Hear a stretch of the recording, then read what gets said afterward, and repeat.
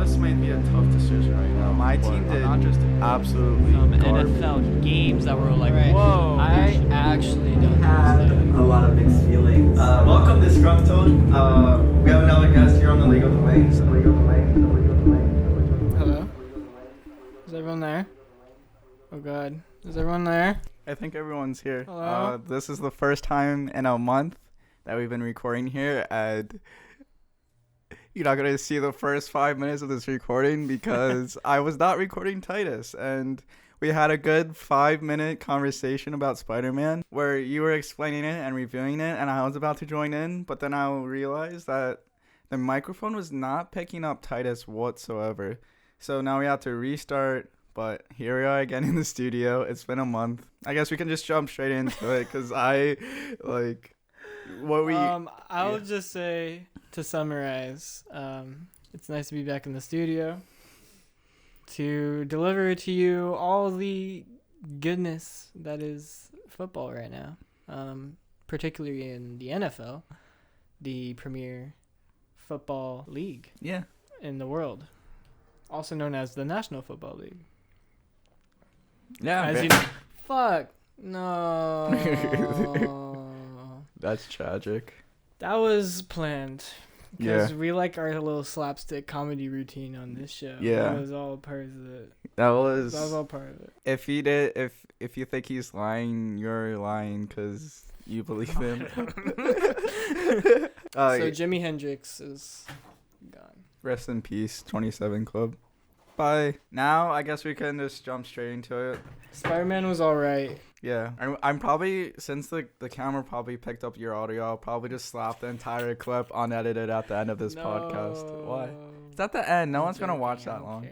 Yeah, you do care. You care about this production of quality. Instead of a 5 to 10, even 15-minute intro by us in the studio usually, we're going to jump straight into it. And I don't remember the last time when we jumped straight into it. We never jumped straight into it. We literally have been talking about Spider-Man, so I don't even think this counts. Yeah, that is true. But we got... They won't know that, though. Yeah, that is true. Until the end if they watch that all. But they're probably not going to watch that all. Yeah, so super wild card weekend, and what's so super about it? Well, the past 2 years, wild card weekend has entailed of 6 matchups rather than 4 because of the extra seeds from both conferences. So the 7th seed being able to fight it out in the playoffs. So far, a 7th seed hasn't won the Super Bowl because the Buccaneers were 6th, I think, right? I believe so. So it was close, though. Regardless, the wild card, they don't usually win the Super Bowl, so that was very impressive by them. I feel like we're going to get a lot more in the next few years, even ever, of wild card teams going to make it to the Super Bowl or at least conference championship. That's because true. I feel like the past couple of years, the wild card seeding has been very, very tough on AFC and NFC side. For example, got the 13-4 wild card seed in Bucs, or did they win the division? I forget. This year? Yeah, they're division. They won the division. Oh, never mind then. For some one reason, else in their division even made it. I was like, wait a second, how the fuck did a 13-4 Tampa Bay not make or win the division? Yeah, I don't know. I just feel like wild card, it's not as for sure. For example, 49ers beating the Cowboys. Cardinals were a wild card seed despite, they were 8-0 at one point. Mm-hmm. So usually if you have as big a start, 8-0, you're like bound to win your division, but shit happened. This year, though, only one wild card seed has advanced to the divisional round. So. Let's go Niners, right? Yeah. Heyo. Super wild card weekend started off with, was it Bengals Raiders on Saturday? Yeah. I think it was Bengals Raiders. Let's go over our predictions first. We both said Bengals.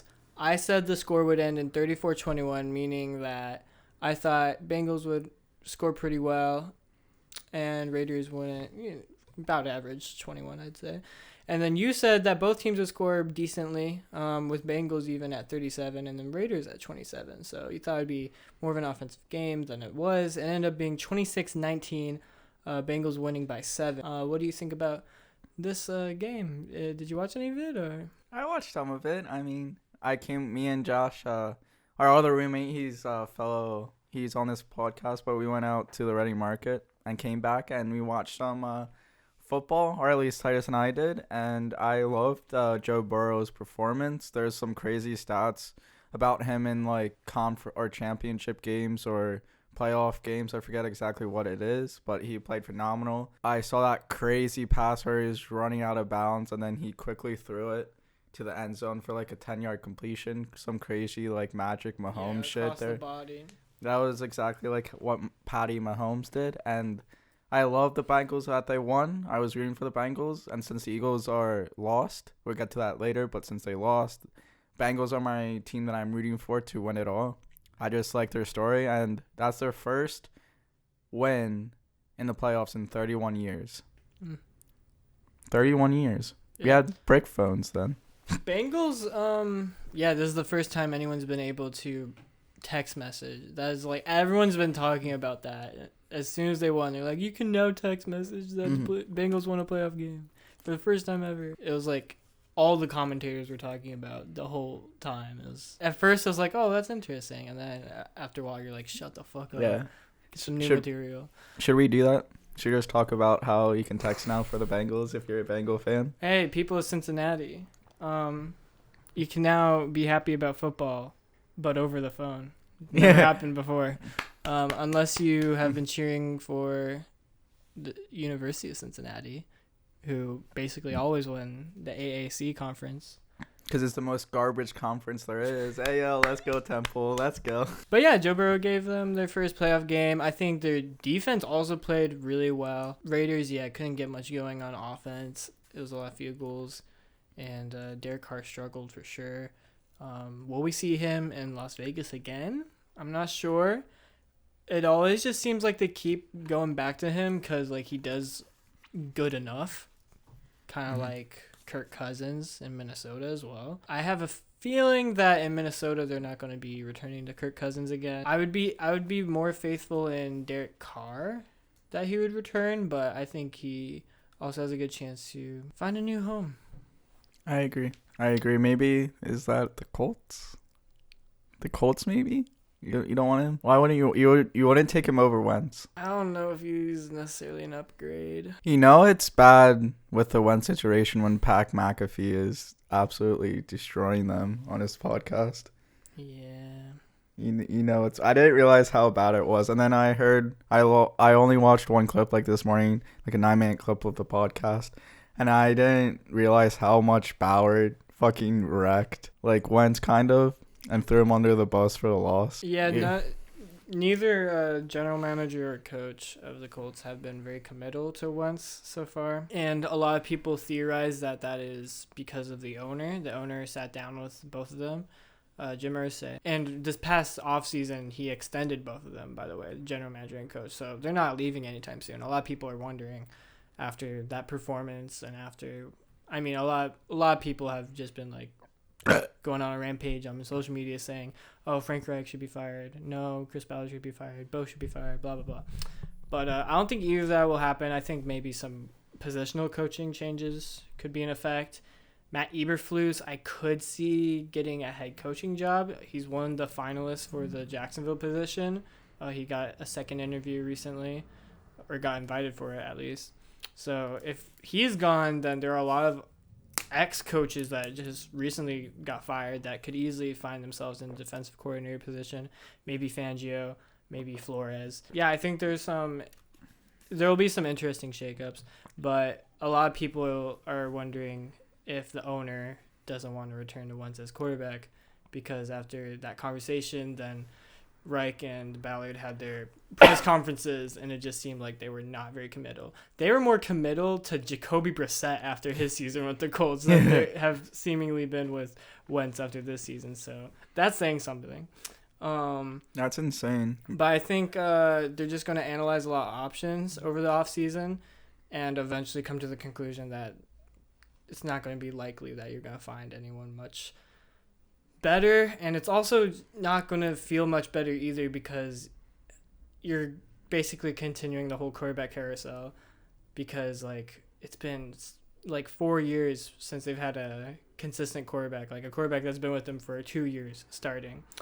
So it's been Andrew Luck, then Jacoby, then Phillip Rivers, then Wentz.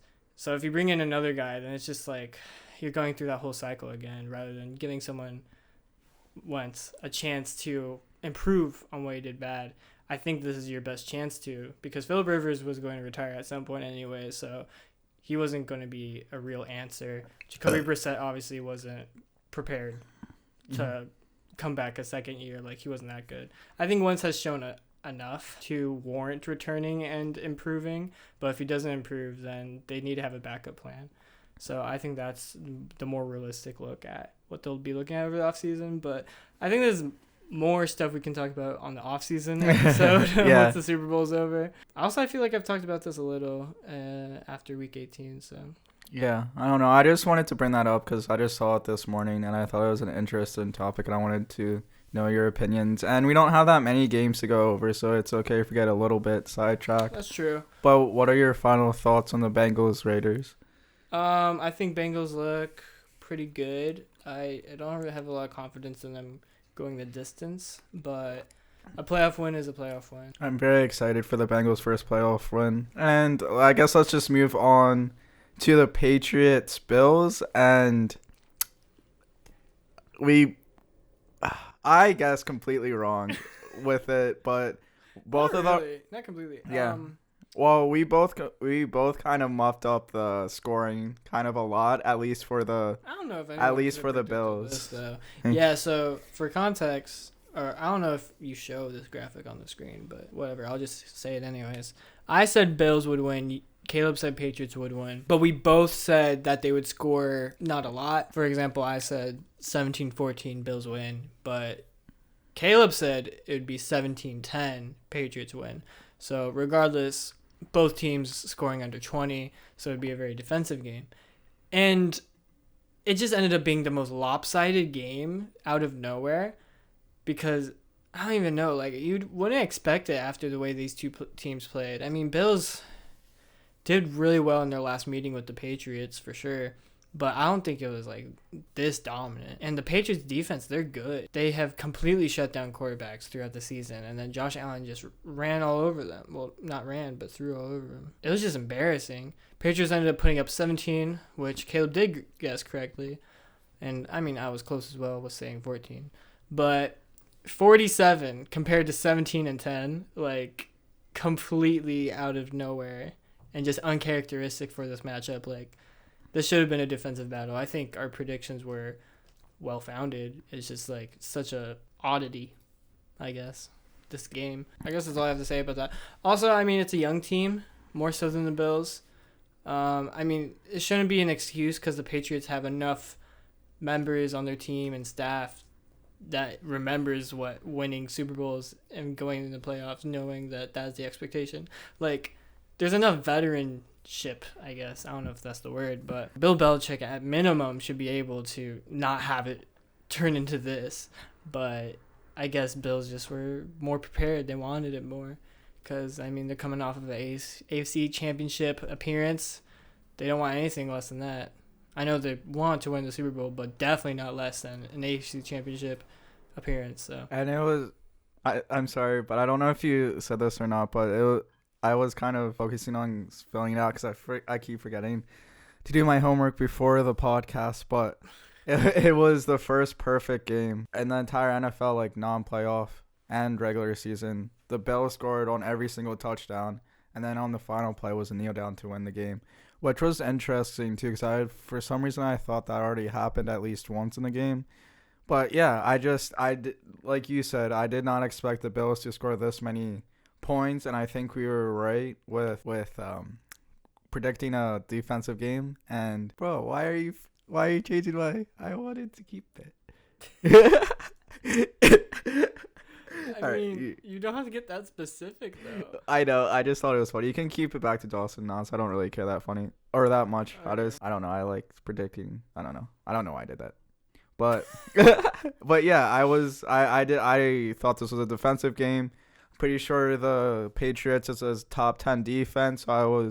And the Bills are a top 5 defense. If not, I'm pretty sure they're the number 1 defense in the entire NFL. That's so basically 1 and 2 right there. Yeah, so again, you already said this, but to kind of just restate it, it should have been a low-scoring game. And Here, lowest points against. Yeah, I was right. Number 1 was Bills. Number 2 was Patriots. Guess who number 3 was? This actually is surprising to me. Who's that? And number 3 in points against, like least amount of points scored against them over the regular season. Eagles? No. No. I mean, honestly, that is a more, like, if Eagles were to pop up as number 3, I would have been less surprised than the team that popped up at number 3. Is it an NFC East team? No. Oh, then who is it? It's the Denver Broncos. What the fuck?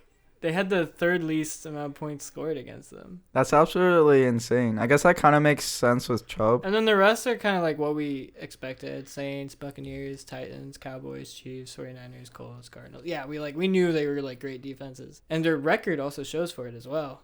I mean, at least most of these teams. But then the 7-10 Broncos, I mean, their point differential is a positive. They had 13 more points scored than they had points against, but they went 7-10. Really? Yeah. Anyways, that's a little side note. Damn. I'm almost finished writing this out, but I said everything that I needed to say within that. Josh Allen had 5 touchdowns. He had more touchdowns than he had incompletions. He had 5 passing touchdowns and 4 incompletions. I guess that's a nice little stat. Do you want to move forward? Yeah, another blowout on the AFC side. And also this was a blowout the last time they played too. Like, the Steelers just, I mean, a lot of people were saying they're not even a playoff team, but also they just were not competitive against the Chiefs in either of their meetings this season, in the regular season and the postseason. I mean, what was it? I think it was week 17 the Chiefs had to play the Steelers, and it was just ugly. I remember I was at a bar, and these 2 Steelers fans, I thought they were Steelers fans, were watching. But the funny thing was at this bar, there was the Red Zone channel, like above me basically, and then there's the channel with the actual Steelers game on it that they were watching. And at one point, I think the Chiefs were in the red zone. Yeah. And for some reason, the red zone channel was more up to date than the other channel. So I could see what would happen before they saw what would happen. And so I would just keep like an eye out to see if the Chiefs would score his touchdown. And then I would immediately look at them to get the reaction at it. That's so fucking funny. And they're sad the whole time. That was our expectation coming into this. I said it would end up being 28-13, so not as big of a blowout as we thought. You said it would be Chiefs 38-13, which is even a bigger blowout than it actually was. Yeah. I almost had the point. You were close. Yeah, I was close with the Chiefs score. Neither of us were really close with the 8 Steelers points score. away. The Steelers actually scored more, but it's because I think Chiefs just scored so much to begin with that the defense was like they're playing for the win, not so much to have a scoreless game. So, yeah. They were having fun in the first half at least. It didn't start off too well with that pick 6, but they were in full control of this entire game, even being down 7-0. Like, that was just a simple mistake that happened to scoring a touchdown for the defense. So that was just basically a simple win, and it was the second blowout of the weekend, and back-to-back 40-plus point games. And then we go out to the third blowout of this wild card weekend. Well, we're absolutely out of order because that was the AFC side, this is the NFC side, so it wasn't chronological order. Technically, this was the second blowout of the game. But regardless, Buccaneers beat the Eagles 31-15. I guess the Buccaneers would win 35-20, so that's actually really close. Yeah. I wasn't close enough to get the points on it. And you said Eagles 27-23. Yeah. That was more of my Eagle fans coming out, being an Eagle fan, because obviously I'm not going to pick against the Eagles, especially in the playoffs or in the regular season if I'm annoyed by them. But that's more my only exception. And since I didn't do a video on this, so I'm going to actually put my thoughts into it a little bit, but you're going to get more of my thoughts after the Super Bowl. And just because I'm going to do an Eagles wrap up after the season end on this podcast, so stay in tune for that. What do you think is going to happen? What's your biggest hot take for the offseason? Just to get them intrigued. Ooh, biggest hot take. Or prediction for this Eagles offseason. We're going to make a big move. Now, well, I don't... in what position? You have to say something specific to get them really intrigued. Come on. I'm trying to decide if I actually think it's going to happen or not. So I got the quarterback position. I mean, just and I got the wide receiver. Say what's on your mind. Just get them so intrigued. I can see a little Russ action coming, maybe. I feel like we're going to be at least in the talks. I don't know if we're going to pull the trigger, but I feel like we're definitely going to be in the talks for Russell Wilson. Wide receiver position, I don't know. There's a lot of receivers out there. Calvin Ridley, Gallup. I say we make a big move in the wide receiver group, somewhere in that area. You just named 2 Alabama wide receivers. So Hey, yo. Get the band back together. Yeah, those are my big hot takes so far. To wrap up the season, I guess more hot takes like that will come after the Super Bowl. Kind of wrap it up, because I just want to be done with football when when talking about the Eagles. This game ended 31-15. It was really not at any point competitive. The entire team did absolutely bad, and I feel a lot of mistakes with Jalen Hurts. I was not impressed with him at all. I feel like he kind of had a season similar to Carson Wentz a little bit, where he showed highlights. Like when he was good, he was really good. Maybe not comparatively to Wentz is really good, but he showed signs of life. But when he was bad, and this bad with inaccurate. I think he went around 50% throwing the ball, total of 42 times. We could not get the ball running. I was complaining about this in the reaction video, but we only had 17 points going through a quarter and a half, almost going to half, with only 17 total yards, which is unacceptable. But our defense, I do have a lot of hope for our defense. They shined midway through the game. I know that the Bucs scored 31 points, but it's Tom Brady with diminished weapons, but still weapons with Rob Gronkowski and Mike Evans, who, if you don't guard, they're going to destroy you, light you up like they did. Next, the Eagles. Mike Evans with a long touchdown, Rob Gronkowski with a touchdown and a lot of receptions and a lot of yards. So if you don't watch out for those two, they're going to kill you. But I was impressed with how the defense played. Not in whole, but in segments during, I think it was midway through the second quarter through midway through the third quarter, I was really impressed. So about a quarter and a half, I was impressed with how the defense was performing. They were stopping Tom Brady and the Bucs. For a field goal for third and down, they were getting to Tom Brady a lot. I think 4 or 5 total sacks, which is insane. But that center got hurt, so that's probably what we exploited. I don't know how he's going to continue in the playoffs, but that's how we did that.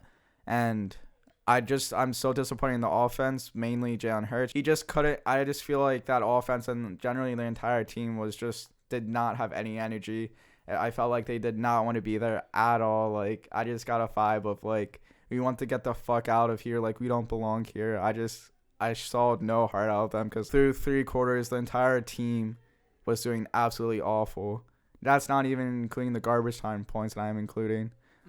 It was just a bad performance in general. And Eagles could have made this game competitive. I don't know how, if the Tom Brady and that led offense would pump on the gas once we actually started scoring a touchdown or 2. I don't know what would happen in that scenario. But we could have at least made it in a game in the first half, at least 14-17 or tied 17-17.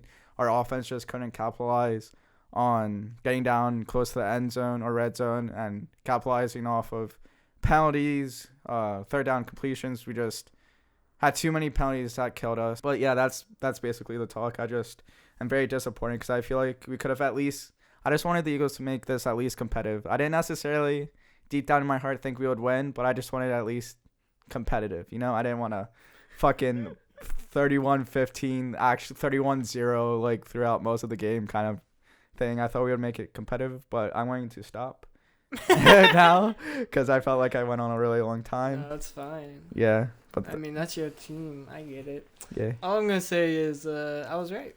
Yeah, you fucking little bitch. You're the bad vibes. You're the one who brought the bad vibes. It's true, but I like being right more than I care about bringing the good vibes. Especially after how the regular season ended in predictions. Yeah.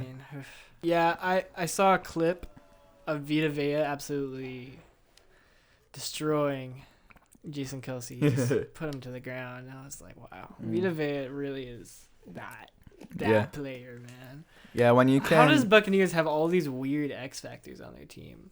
I feel like the Rams are also very similar like that too. Yeah, that's true. Which will make the Buccaneers-Rams game very, very interesting. But we'll get into that. Before that, the Cowboys versus the 49ers are literally the only upset, at least in seeding. Maybe people thought otherwise about the other games, but at least in terms of seeding, this was the only upset that occurred on Super Wildcard Weekend, number 2, 2020-22 edition. 49ers won. They actually beat the boys at home. 49ers are the faithful, so they probably traveled all the way to Dallas to cheer on their good old red and gold fellows. All I gotta say for this game is I remember Jerry Jones saying that he was very worried about that they would come out and just ruin the home field advantage. yeah. I don't know. I didn't get a real good look at the stadium to know whether or not that was completely accurate. But, I mean, the 49ers were playing like they had all the momentum, had all the energy. Cowboys just felt honestly lifeless. It came very close, though.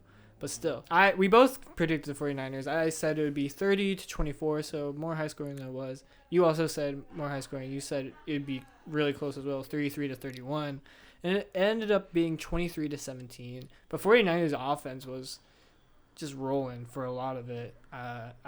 They honestly played like they should have gotten more points, but I guess Cowboys defense was sort of bend but not break, and ended up a lot of those red zone drives ended up being field goals. So Cowboys, obviously they had the very, not really controversial, but dramatic ending. Mm-hmm. Like everyone knew that it wasn't controversial, like it should have been different, but it was just dramatic because it shouldn't have gone that way. Like, why did Dak run that far, or why didn't he give it to the ref? But at the same time, some people are saying that it was good that he gave it to the center. Like, that was how he should have done it. So there's a lot of different opinions about how they should have approached it, but I think it really comes down to the fact that he ran too far. He wasted too much clock. He should have just gone the first down. And maybe a couple yards more, but other than that, like, you're only left with at least one attempt, though, once you get that first down. So it didn't really make a lot of sense to me. I don't know what the decision-making was for the offensive coordinator or the coach, but I just felt like it was just a waste of time, and you were just cutting it too close, so, yeah. I got 3 short things to say. Deebo motherfucking Samuel. Jerry Jones, sad boy. And let's go, refs. You did your job. Let's go. Come on. But, yeah, that was a very exciting game to watch. I sadly didn't watch all of it. I wish I did, because I feel like I only was watching when the Cowboys were playing good.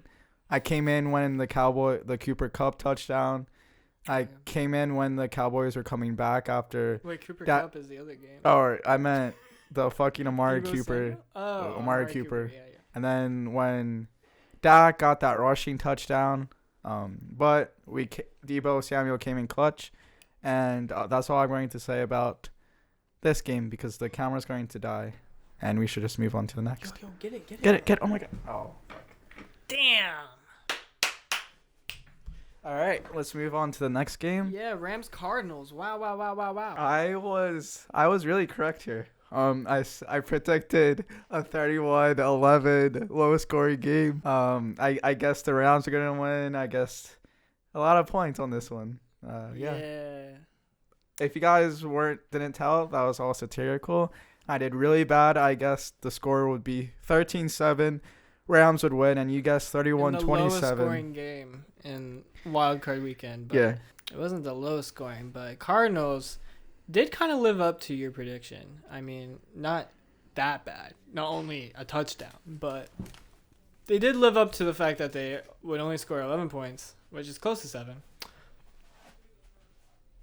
Sorry, I was just making sure that it didn't mess up the blurriness when I went out in front of it. But I did say 31-27. I thought it would at least be close. Like, come on, Cardinals. After how good you were for so much of the season, even when Kyler Murray was out, like, you would be winning games.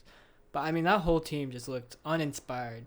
It was just sad. But the Rams, I mean, on both sides, they were playing really amazing. So, I mean, they were playing like they deserved that win. Absolutely. They weren't playing like they were just getting lucky by how bad the Cardinals were. I mean, the Cardinals did give up some pretty dumb turnovers. But even other than that, they were just playing really great. Cam Akers being back just makes that team so good. That offense, I was saying before we were predicting that the Rams just in the past couple of weeks just seemed very one-dimensional because there's a lot of passing game but not enough stress on their running game. But Cam Akers, I mean, he was also helping out in receiving too. Like, he was just being very dynamic for the team and helping them just score a lot of points. So, and the Cardinals defense is nothing to laugh about. They even had J.J. Watt back, and J.J. Watt was making some plays. I mean, man, it's just makes you wonder. Maybe the Rams can do it. A lot of us were counting them out, especially with how their November went. That was a point where everyone's hopes with them just kind of dropped after they went winless that month. But maybe Cam Akers was the extra guy they needed, and the defense looked great as well from Aaron Donald and Jalen Ramsey. So I don't know. I mean, Matthew Stafford definitely appreciated. He has lots better stats.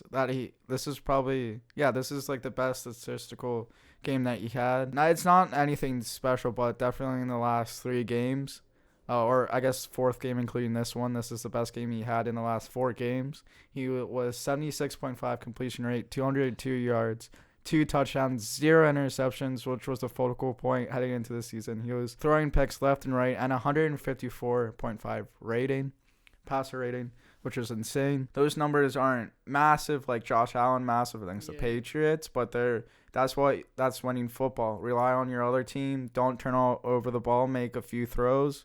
Pack it up and head moving forward. Don't make any special plays and turn over the ball. Cam Akers. Cardinals, I mean, I don't even know what you do in the offseason. I felt like they had all the pieces and everything just kind of fell apart.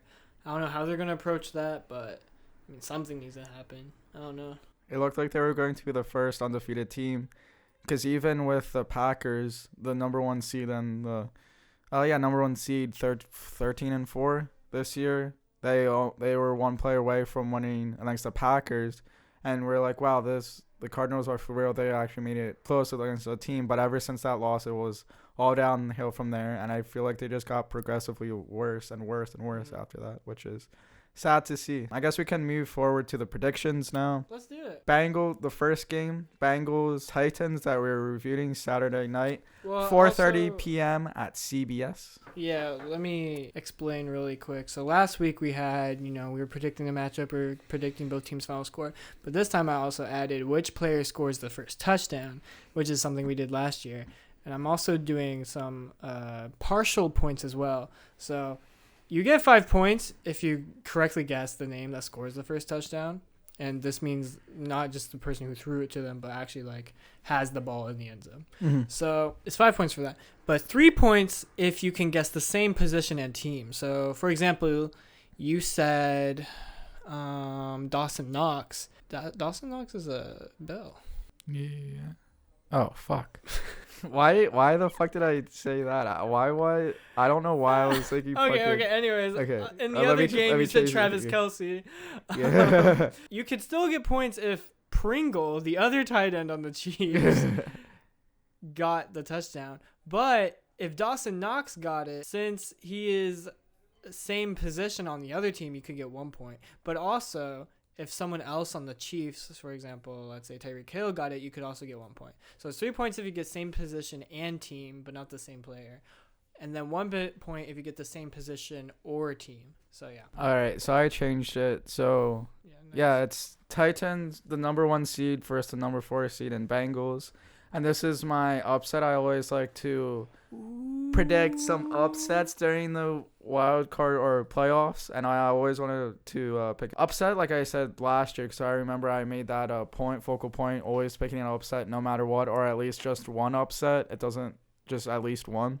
So this is my upset. I picked a couple upsets last weekend in the playoffs, super wild card weekend, but this is my upset. I do have the Bengals winning over the Titans. I have the score 34-27, and Jamar Chase having the first touchdown, not Dawson Knox, because he will not be present at this game.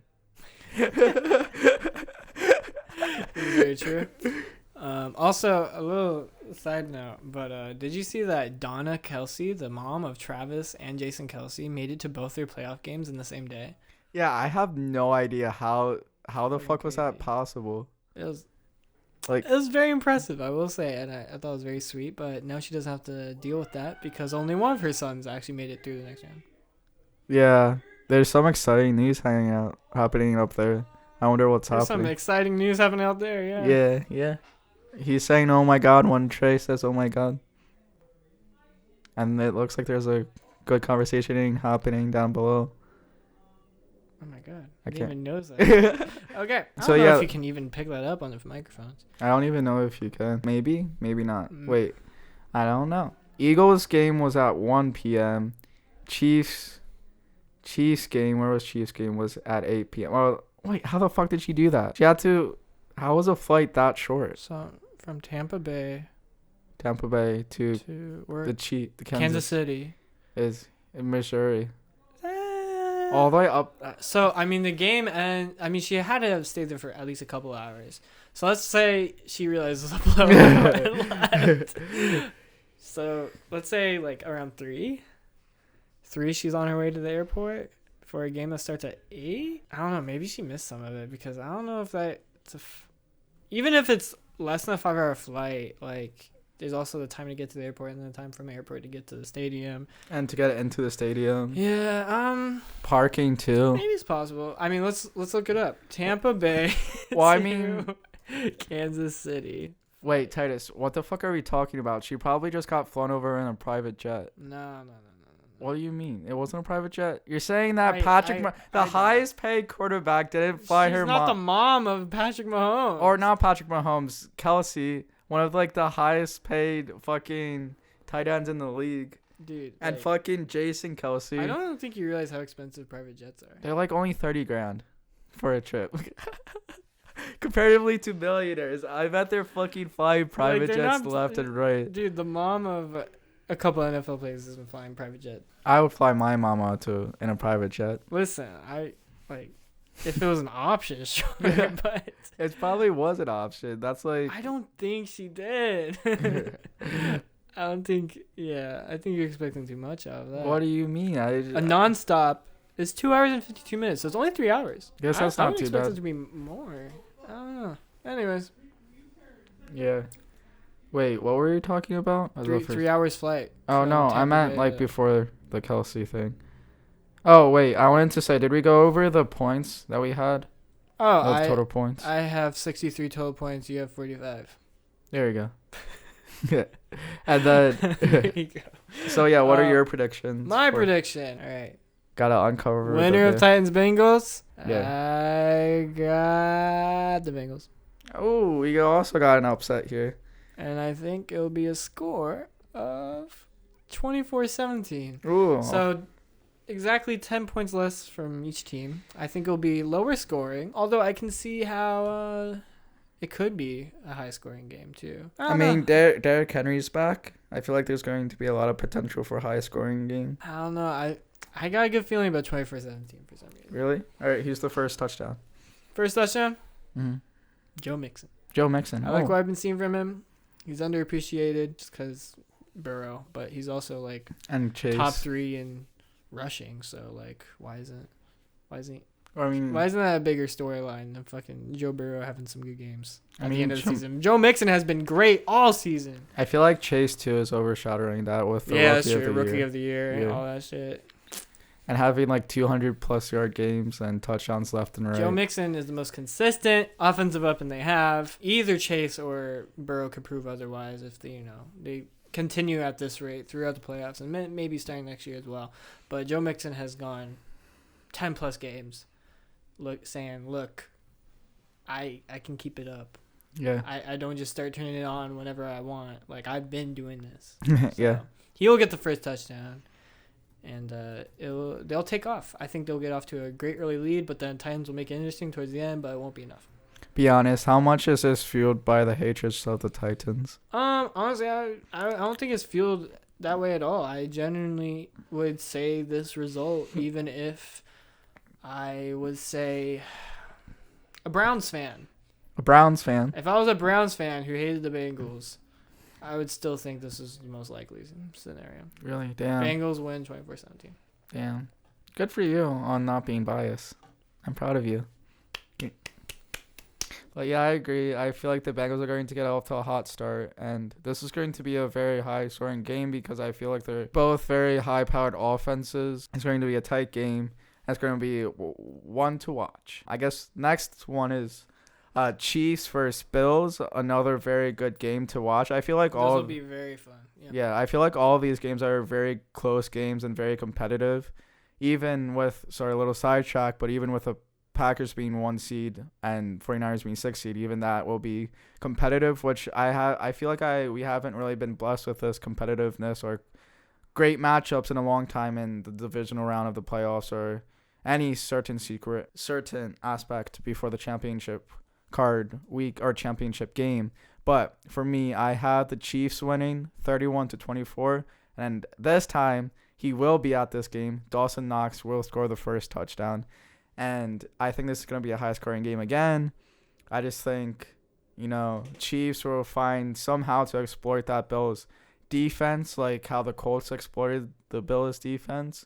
I feel like the Patrick Mahomes he's getting on a roll. Like you said, this is the best Chiefs. It is the best Chiefs team that we've seen yet, and that's scary. They absolutely demolished the Steelers. I mean, that's not a surprise, but I feel like a better game by the Chiefs and the Bills, even though the Bills had a perfect game. I'm talking about last weekend, but I just feel like they're going to go up and up into the Super Bowl and win. So I just feel like there's no stopping Chiefs, and I feel like Josh Allen is still going to have a really good game. I'm going to predict no turnovers by Josh Allen, but I just think that offense is going to overpower it, and the Chiefs defense is that much better, and it's going to make a lot of stops.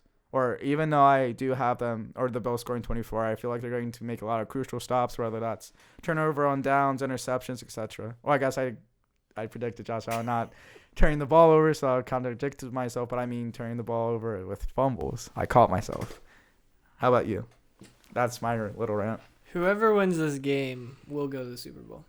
Damn. I think these are clearly the two best teams in the AFC from how they've been playing. And also just they faced off in the AFC Conference Championship last year, so they have that going for them. I feel like that edge. So if they meet either the Titans or Bengals in the championship, either of these teams, I think they might even mollywop them. Who knows? Who knows? But I have the Chiefs. Oh, ayo. We predicted the exact same teams. And then I have a high-scoring game of 34-30. Very interesting. Only a 4-point lead from the Chiefs. I think both teams will kind of exploit each other's defenses. They'll be very high-scoring, maybe fast-paced. I don't know.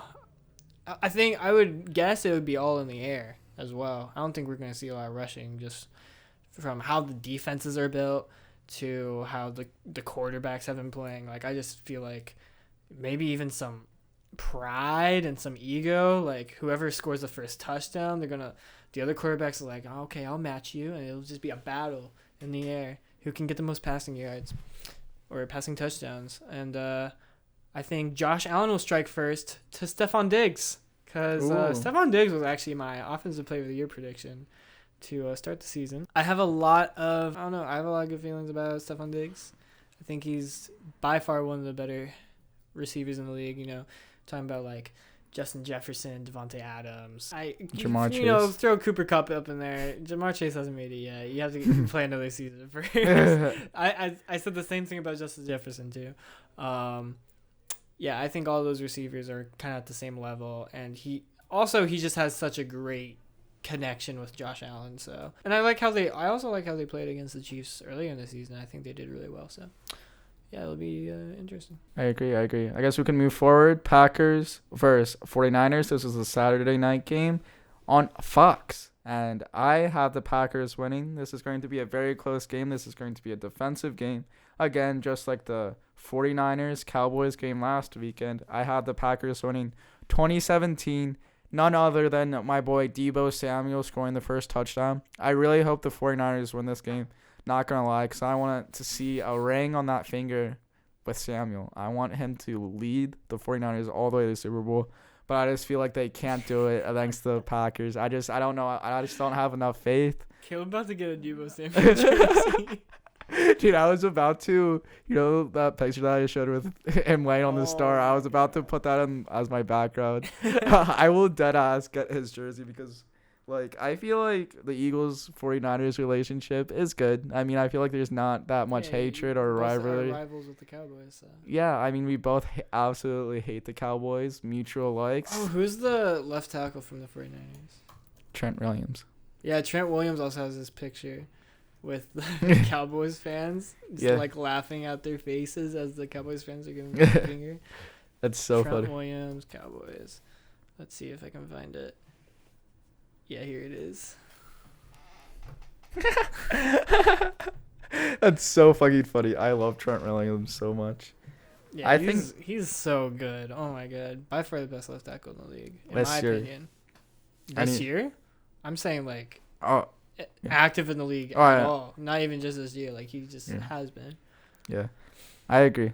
I was going to say he deserves that $100 million plus contract. I don't know. Give him yeah. all the money. Give him all the money. But I just don't think the 49ers can pull it off. I feel like the Packers are going to get a few not lucky plays, but a few plays are going to go for them. And they're going to end up winning against the 49ers. But this is going to be a very close game throughout the entirety. And Aaron Rodgers, he's going to get 2 touchdowns to Devontae Adams. My other boy, my other G. So I have Packers. Mm. I've been saying this. I think Packers are going to Super Bowl, and I think it will be a bit more high scoring from the Packers. I mean, I like the 49ers defense, but I think Aaron Rodgers will just come right out the gate, just terrorizing the defense. And 49ers, a respectable 20, but clearly not enough. I don't have enough faith in the 49ers to match a high scoring game. Like, their only chances if they can get Aaron Rodgers to kind of, I don't know, struggle. Otherwise, if he gets up to a hot start, then it's going to be hard for them to catch up because I don't have enough faith in Garoppolo, at least. There's where I am on that. And I also have Deebo. Oh, ayo, Deebo fan. Deebo! Fuck, I'm not making like any leeway. You're literally like fucking predicting what I'm trying to predict. Can you just like let me? I thought I was playing smart with the Bengals call. I thought I was like I'm gonna gain some more points on you, but literally we have basically like the same like thing. Sorry, man. Can you just stop?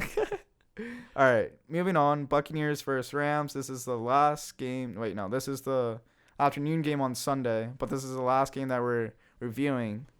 Last NFC matchup. Yep. My brain lulled there, but it's the Buccaneers versus the Rams, like I said earlier. Like I said, we've been blessed with some very even matchups. Buccaneers Rams. Well, I did not think this. Like, if you were to tell me a week ago that Buccaneers Rams would be a close matchup, I'd be like, nah, Buccaneers will probably stomp them. But after the Rams played against the Cardinals, it got me thinking. I don't know. I don't think the Buccaneers are ready for this much of a challenge. Like, Really? I think Damn. Eagles did not face. They didn't give Buccaneers enough of a challenge to really prepare them for the Rams, because the Rams are coming out in red hot on both sides, defense and offense. Like, there's going to be a harder defense for Tom Brady to get around than the Packers will, the 49ers will. That hurt in my Because heart. it's Aaron Donald, man, and Jalen Ramsey, who, And Von Miller. and, you know, they're not going to, that's true. They're not going to have to worry about, you know, you put Jalen Ramsey at Mike Evans, then Chris Godwin goes off. You're not going to have to worry about that because Chris Godwin's not playing. He's guarding Rob. Rob Gronkowski? Yeah, he's guarding that big ass. I mean, Rams linebackers are good too. Von Miller versus Rob Gronkowski every single play.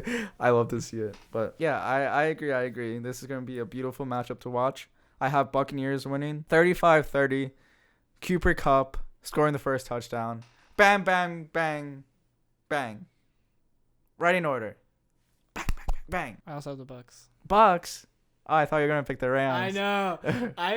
I really have been struggling with this. Like, I really want to choose the Rams, but it's just I don't have it in me. But I think it'll be very close. Buccaneers win 28. Oh my God. 27. Damn, a 1 point point. game. A heartbreaker for the Rams Damn. fan. A tearjerker. What? He's your first touchdown. Ooh. Ooh. Tyler Higbee. Oh my God. Both Rams. I like Tyler Higbee. He's a good tight end. I like the fact that we both predicted the Buccaneers score divisible by 7, because I feel like you don't see that nowadays where some team gets straight touchdowns like That's all true, the no way field with goals. no field goals, no like miss extra points, no like Yeah, I feel like if Tom Brady gets in the red zone, they're scoring a touchdown. But if Rams get him to stop before they get in the red zone, then just stop. hey, chill.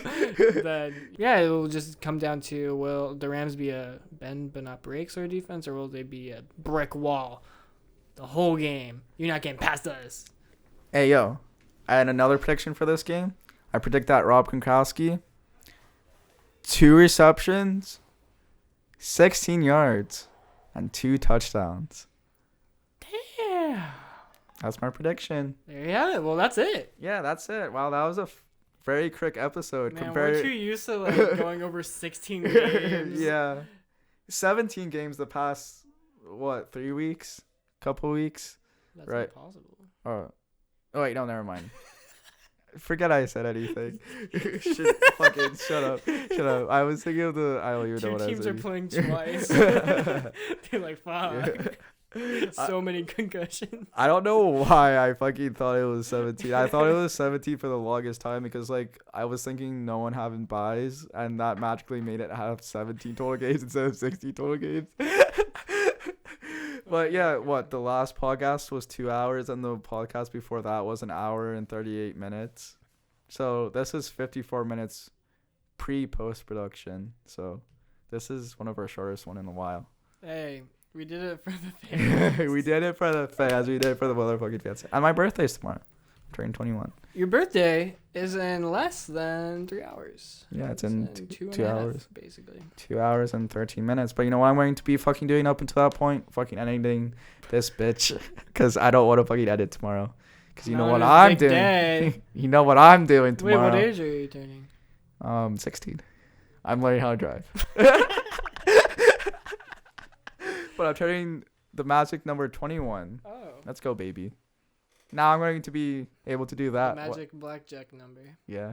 Technically, when this is posted, I would already turn 21, so technically I could have drank. That's not how that works. Sorry, sir. But I would be 21 in a day. All right, let's just wrap this up. Caleb has never drank in his life. He's I've been never- so jealous that for the past 3 months he's just watched me drink. Yeah, I just look over there. I'm like, I I'm wonder so. what that's like. All I'm I have so. are my Sunny D's. My Sunny D's. My big Sunny D's. Yeah, we were talking about doing a drunk commentary of some playoff games. Live commentary. Oh, yes. Comment down below if you got this far, but then also comment if you'd like to see it. Yes, absolutely no one made it this far. Please comment if you made it this far, please. Mom, please comment. All right, let's actually wrap this up. Yeah, bye. I'm out of here, dude. I'm leaving the country. Bye. Let's get a good look at me. Let's get a good look at me. No, Oh my god, that's such a good look for you. come on. You're gonna break it. That's how you break it, Oh, you I bitch. don't know. Oh, wow. This is going all on the podcast. Like you bitch. Elbow. I did it! Third try. Look at that. Dude, I'm a legend. Did you guess quack? What? What? I did it on the third What try. game are you playing? Explain it to It's the Wordle. viewers. Everyone knows Wordle. Everyone, I didn't know Wordles when you explained it to me the other day. Well, now you do. So Well. now everyone knows Wordle. All the important people know Wordle. Yeah. So, how have you been? I feel like when was My it first time back live in the studio with you. with me? Because you've been in the studio a couple times over our Zoom sessions. Yes, sir. I want to see when the last time we actually went in the studio. That was episode 67. So it has been 1, 2, 3, 4 weeks, exactly a month since the last time we recorded in the studio. It feels weird. Why did you have to come back? I do more work now. Set up the studio, got the That's mics, true. the cameras. The production quality is better right now. Yeah. Are you sure Zoom's production quality is pretty good? Not gonna lie, you got Yeah, that our virtual background. background Yeah. is always a favorite, fan favorite. Because Yeah. that's what we do this for. We do this for the fans. And only the fans, no one else. I don't really care about anyone else. Except for the fans. If you're not a fan, then we don't care about you. Sure. And one last question. How did you think of Spider-Man? You saw it Oh, right. yesterday So, in theaters? Spider-Man review, guys. If you're not into the Marvel Legacy like most people are. I feel like most people who would go to see that movie are very invested in the history of Marvel, the legacy, because they've seen all the movies or whatever. I feel like that's most people that go and see superhero movies nowadays. I'm sure you really loved it, and you know I've watched a lot of Marvel myself, but I'm not very invested. I just go to see it because everyone else does, and I just like, I don't know. I like some of them. I don't like some of them. I don't like the ones where you have to be very invested in like Marvel, like lore. Like I like movies to just be on their own, just like one-offs mainly. Like if you were a casual viewer watching your first ever superhero movie, you dig it, you know. And so, not that I am one of those viewers. I've seen all of the others, but I'm not. I don't know. I'm not so intrigued by the fanfare that they bring into it. So when I saw it, it was very funny. Still a lot of action. I mean, don't get me wrong. It was still like fun, I guess, but it wasn't like as fun as other ones where I didn't have to think too much about outside references. You know, sometimes when I go see a blockbuster, I just want to like let it be mindless, I guess. You know, and not have to be too invested in it. Like make it get me invested by the actual events that happen into it. But that's just me. I know a lot of people really loved it. It's like one of the highest grossing movies ever now, alongside like Avengers Endgame. So, I mean, obviously it's a formula that works because both of those movies are very fanfare. You know, but if you're wondering, hey, is this the first Marvel movie I should see? If for some reason you've been living under a rock all this time, is this the first Marvel movie I should see? If you're asking yourself that, I would say no. But if you get invested into Marvel, then definitely go watch it because it is good once you understand it. I agree. Wait, can you hear me talking? Wait, I think your microphone went off during that entire thing. I thought it was my microphone for a second. Are you sure? Yeah. No, the signal's coming through. What's if I have to? You are not recording my signal at all. Oh. Shift. Oh yeah, now it should be I recording. thought I was recording both. Press record now.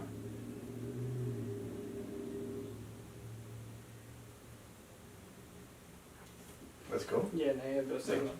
So Just cut out that whole shit. It doesn't matter. It has nothing to do with what we came here to talk about. wait, should we start over? I feel like we should start over. I mean, we can start the introduction over. I have no interest in going over all the Spider-Man shit again. What the fuck is my life? I'm so bad that I missed that.